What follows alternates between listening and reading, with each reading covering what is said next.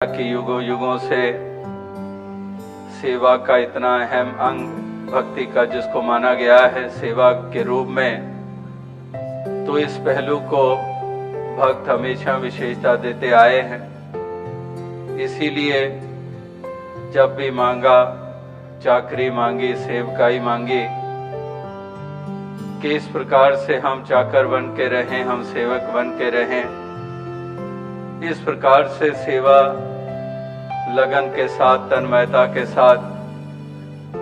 कोई दिखाने के लिए नहीं, कोई औपचारिकता नहीं, कोई मजबूरी ना इसको मानते हुए, जिस प्रकार से संसार में हम देखते हैं कि योगदान देने को अनेकों रूपों में इंसान देते हैं, लेकिन कहीं पर यश की भूख होती है मन में, किस रूप में ऐसा योगदान दे दूं और मेरा नाम हो जाए। एक चर्चा का ध्यान होता है कि चर्चा हो जाए। इसी प्रकार से या किसी का मनोरथ कुछ और भी होता है, जिसको हम कहते हैं कोई हिडन एजेंडास, कि उसके पीछे भाव कुछ और होता है। कोई एक ऐसा मंतव्य मन में रखकर कुछ ना कुछ ऐसा योगदान दिया जाता है जो ज़ाहिरा रूप में, बाहरी रूप में तो नजर सेवा ही आती है, लेकिन उसके पीछे कुछ मंतव्य और भाव कुछ और होते हैं। एक सेवा करता है इंसान,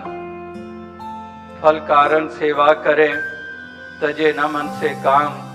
कहे कबीर सेवक नहीं चाहे चौगना दाम। ना ही इसको कोई सौदेबाजी बनाता है,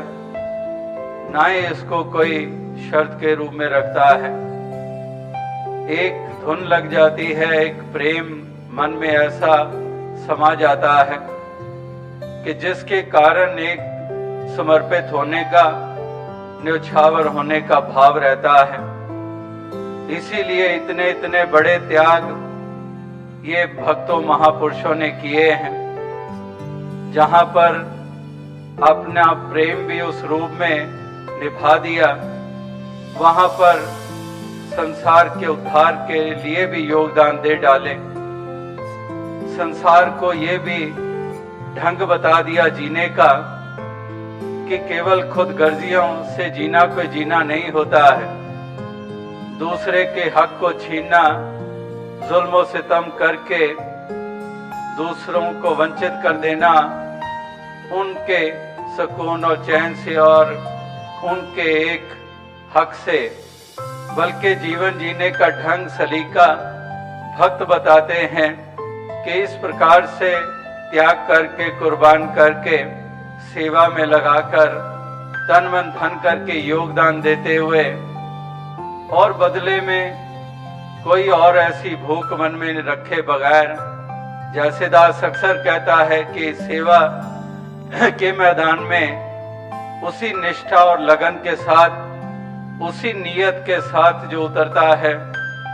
वाकई ही वो सेवा करने की क्रिया में ही, वो उसी प्रोसेस में ही कितना कुछ